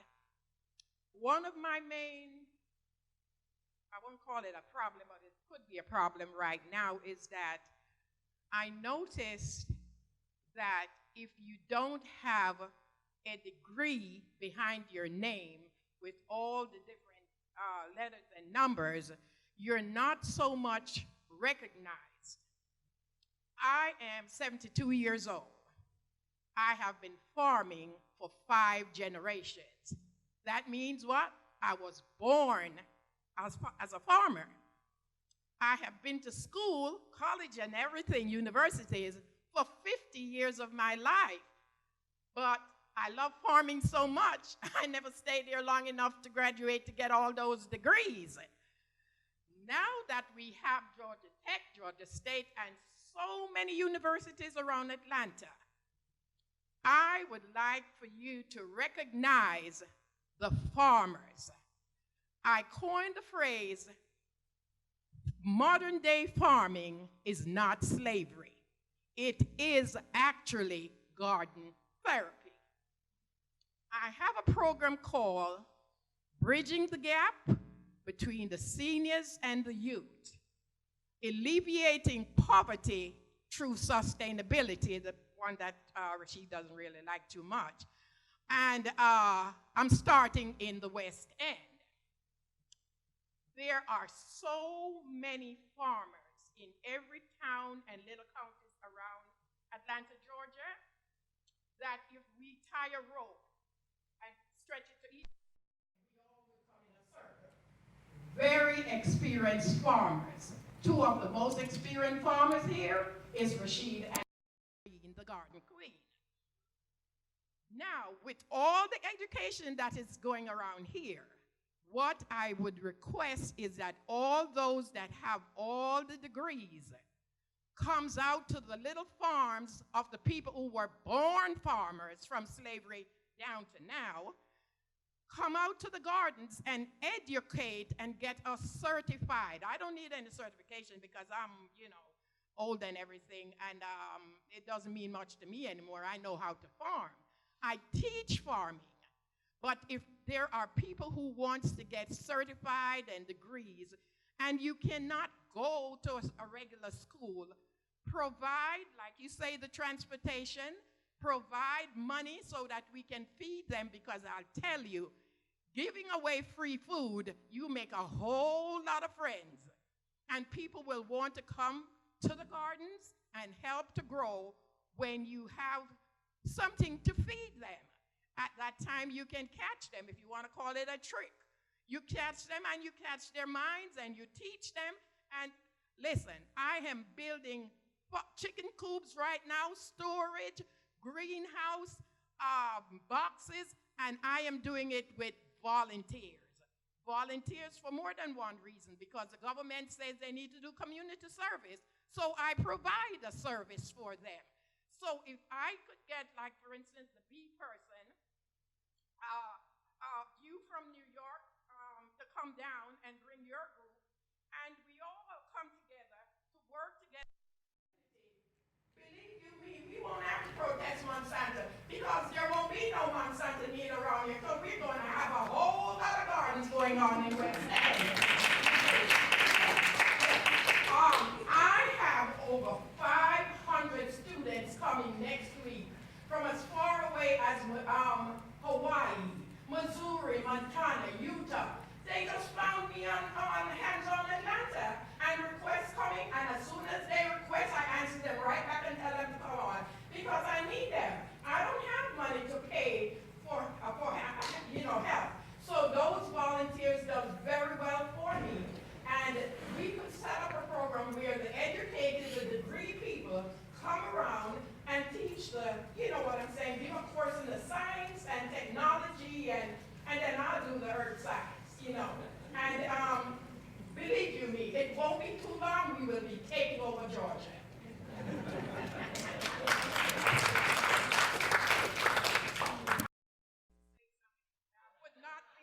It would not be right if I sat down and did not Bobby DeWinter. I have been farming in Atlanta from 1975. From 1975. And Food Well Alliance just granted me the first grant to help me with my value-added product, my hibiscus sorrel and ginger, my turmeric, my pumpkin soup and everything, and let me tell you something, it's gonna take off. Thank you, Robbie. Publicly, thank you.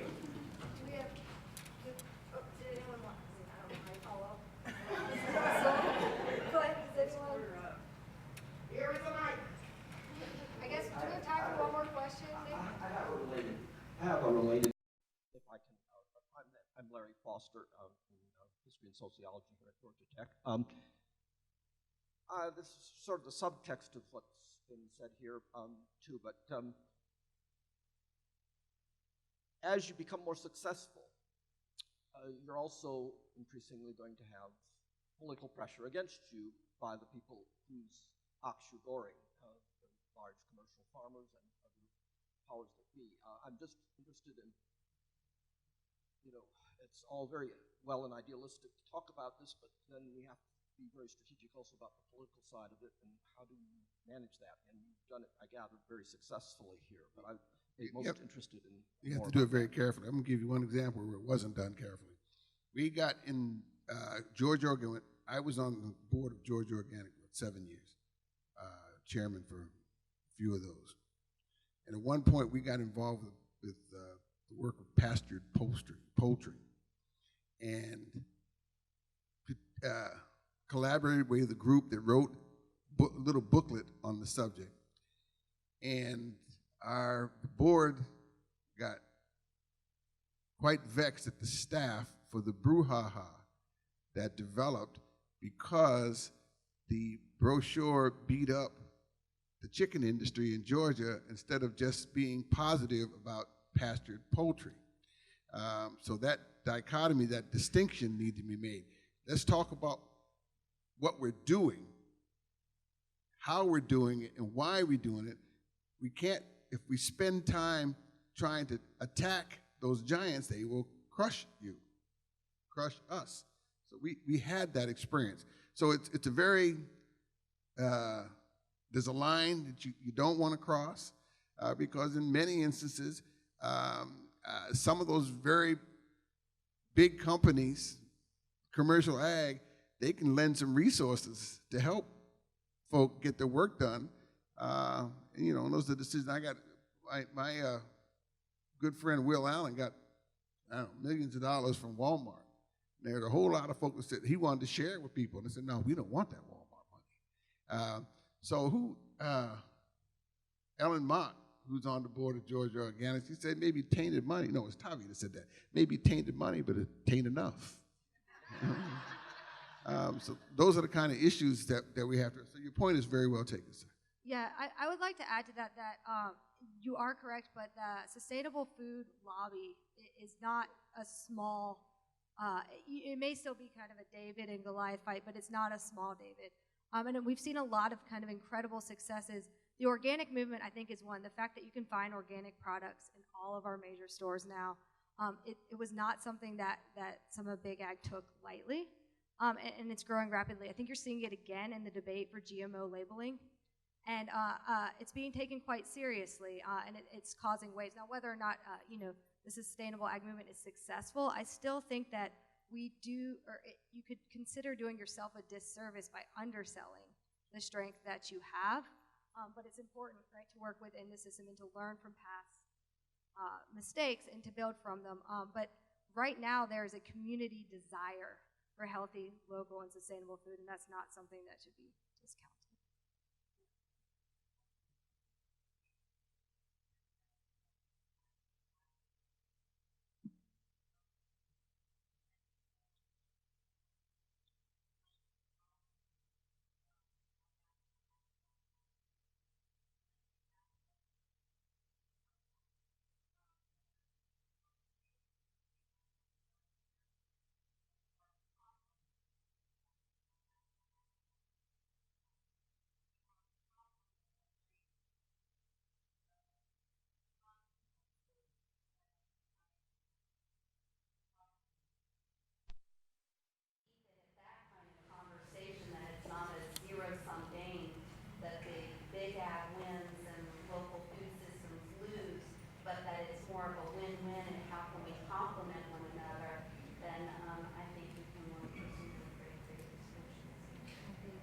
always right. I can wrap up really quickly. When I first started, oh, did you want to wrap up? No, I was just going to thank Bobby for her comment, and thank you all for your conversation and questions. We have plenty of time to continue this conversation over lunch and after the afternoon panels, so I was going to invite Mindy to close us now to get ready for lunch. Please. Yes. So, sorry. When I first started doing this work, one of the first things that I did was help revise the City of Atlanta's zoning code to allow for farmers markets. And we decided that one of the most logical places to allow for these farmers markets was in our churches, synagogues, and mosques around the city, because religious institutions are already a place of gathering and they're a place of community, and it makes sense to provide and to allow for food there. And so this has been a really incredible kind of full circle moment for me to see it all tied back together, I guess 8 years later. So I would like to thank all of you guys for being here, and I would like to call Bruce McEver, maybe to give a quick poem to us before we head to lunch. So I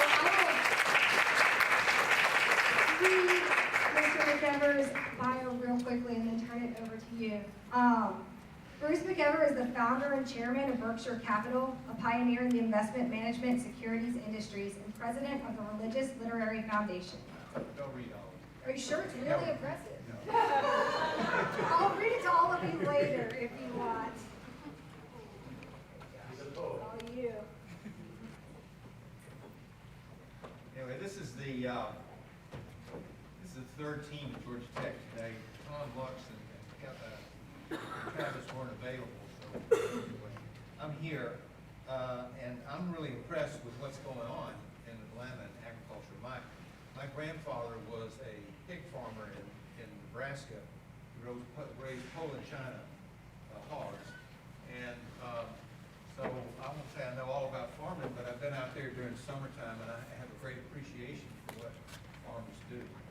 And there's one in my valley where I live in Connecticut that I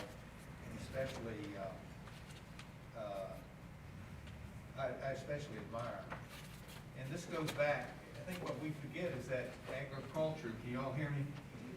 Agriculture is ancient. It's the first civilized man. And these, our whole civilization has been pulled together because of agriculture and what it took to pull it together. I think I was going to Egypt, and I stopped at the Metropolitan Museum, and there the Metropolitan Museum unearthed a tomb of a lord in Egypt named Nethotep, and in his tomb were these little boxes, and when they send people off, when they bury people in Egypt, they send them off with little boxes that sort of remind them of what went on in their lifetime. And in this tomb was a little box of a dairy, but there was also one of the butchery and whole agricultural complex that this guy had on the Nile. So it reminded me of my neighbor. It's called How Things Never Change.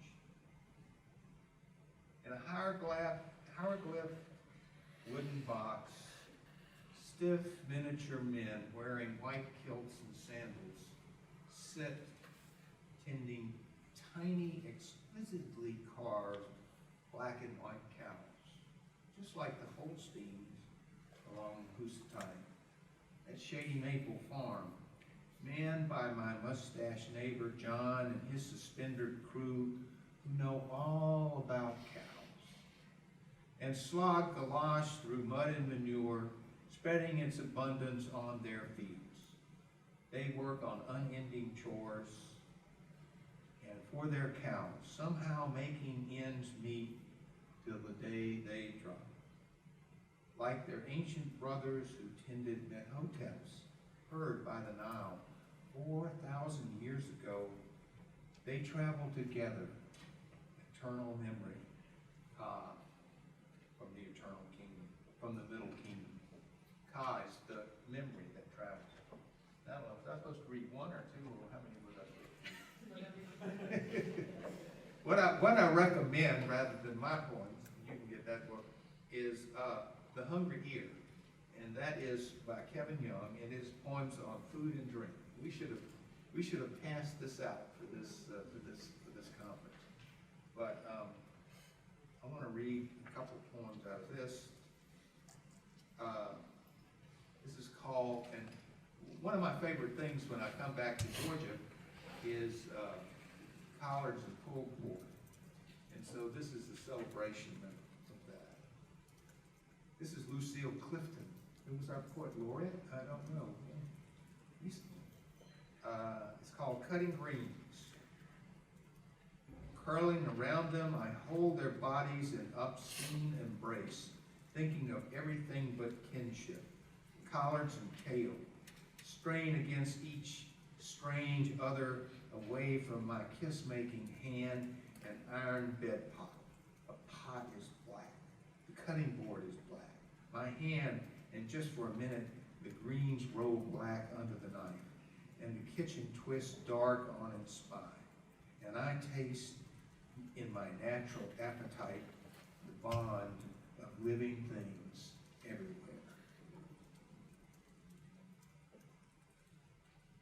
And this is from Kevin Young, who I think teaches at Emory. Yes.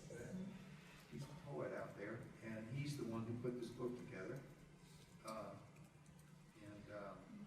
I'm on the board of the Poets House with him. And this is called Ode to Pork.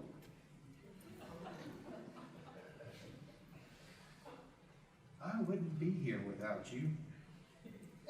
Without you, I'd be 18 pounds lighter and a lot less alive.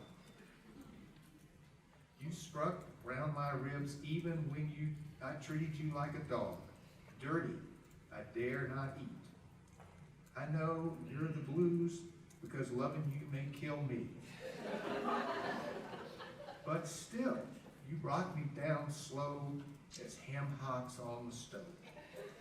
Anyway, you come fried, cured, burnt to within 1 inch of your life. I love you. Baby, I revere your every nickname. Bacon, chitlin, cracklin, sin. Some call you murder. Shame's stepsister, then dress you up and declare you white and healthy, but you always come back sauced to me. Adam himself gave up a rib to see yours piled pink beside him. Your heaven is the only one worth woe. You keep me up all night, cursing your 4-letter name, and the next begging for you again.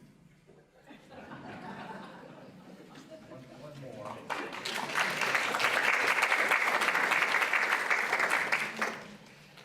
It's time to get off the stage. This is called Cows. And this is written after one of my partners died last spring. And we're about to come into the season of spring. The thing you might not know here are that colt's feet are those little yellow flowers that come up in the mud next to the pastures. It's the first thing up in Connecticut. Usually we get daffodils down here in Georgia. Cows.